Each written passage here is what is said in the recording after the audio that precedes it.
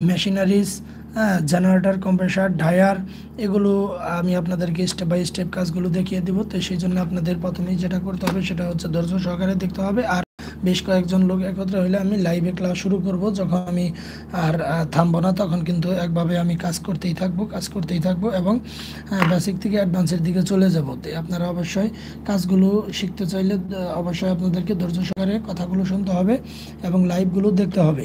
তো পিএলসি দিয়ে কি কাজ করে আমরা যদিও বেসিক একটু টুকিটাকি আলোচনা করেছি, তারপরেও A to Z গোড়াই থেকে প্রথম থেকে সিরিয়ালি আমি আপনাদেরকে ক্লাস নিব। তো যাই হোক, আজকে আমি একটি ক্লাস নিচ্ছি, সেটা হচ্ছে যে পিএলসির, হ্যাঁ, প্রথম ক্লাসটি আমি নিব। তো প্রথম ক্লাসে আমরা যেটা শিখব সেটা আমি একটু মৌখিক বলে দিচ্ছি পিএলসি সম্পর্কে। তো পিএলসির আগে আমরা ম্যানুফ্যাকচারিং সম্পর্কে জানবো, তার আগে পিএলসির সিস্টেম সম্পর্কে জানবো।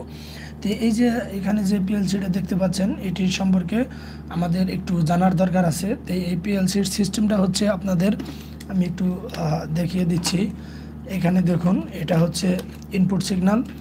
এই যে এখানে এটা হচ্ছে ইনপুট, এগুলো তারপরে হচ্ছে এই যে এই পাশে হচ্ছে পাওয়ার, তারপরে হচ্ছে এটার ভিতরে প্রোগ্রাম আছে এবং মেমোরি আছে, কন্ট্রোল প্রসেসিং ইউনিট যেটা সিপিইউ, সেটা আছে, যেমন সেন্ট্রাল প্রসেসিং ইউনিট।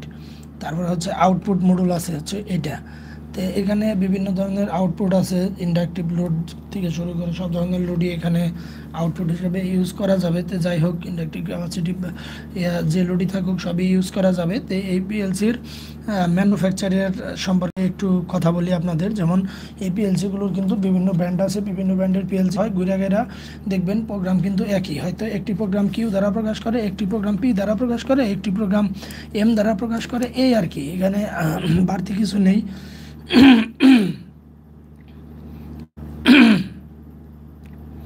তো এখন আমি আপনাদেরকে পিএলসির ম্যানুফ্যাকচারের সম্পর্কে বলতেছি। এখানকার পিএলসির ম্যানুফ্যাকচারিংগুলো হচ্ছে, যেমন ধরেন পিএলসি আছে হচ্ছে এলএস বা এলজি, যেমন এটা এলএস, এখানে কিন্তু এলএস লেখা আছে, এটা হচ্ছে এলএস এর পিএলসি। তারপরে হচ্ছে আছে আপনার সিমেন্সের পিএলসি আছে, এবিবির পিএলসি আছে, স্নাইডারের পিএলসি আছে।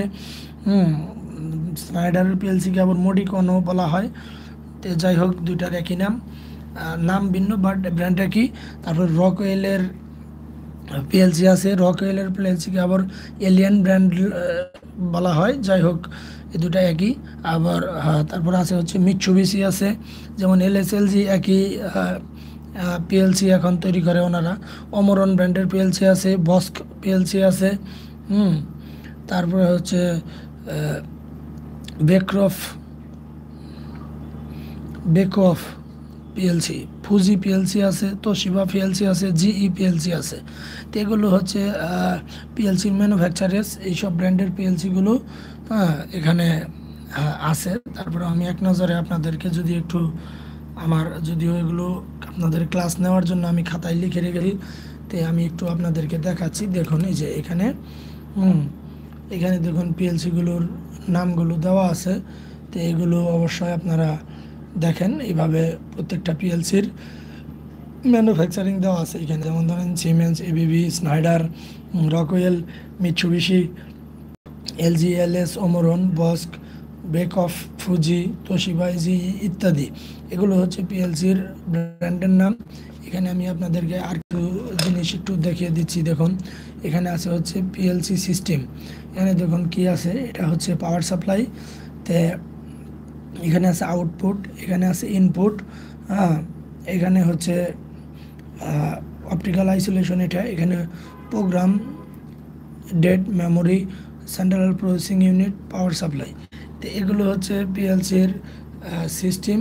এই সিস্টেমটি পিএলসিতে ইউজ করা হয়। আমি আপনাদেরকে বোঝার জন্য আমি খাতায় স্টেপ বাই স্টেপ তৈরি করে লিখেছি, জানি এগুলো আপনারা বুঝতে পারেন। তো সাধারণত যে ধরনের ব্র্যান্ডের কথা আমি বললাম পিএলসির, সেই সব ধরনের ব্র্যান্ড কিন্তু কাজ কিন্তু একই। মূলত পিএলসির প্রোগ্রাম একভাবেই করা হয়, একই কাজ করা হয়, জাস্ট এটা দিয়ে, এটা যেমন এই যে P00 থেকে প্রোগ্রাম শুরু, P40 থেকে প্রোগ্রামের আউটপুট শুরু, ইনপুট শুরু P00 থেকে, আউটপুট শুরু P40 থেকে।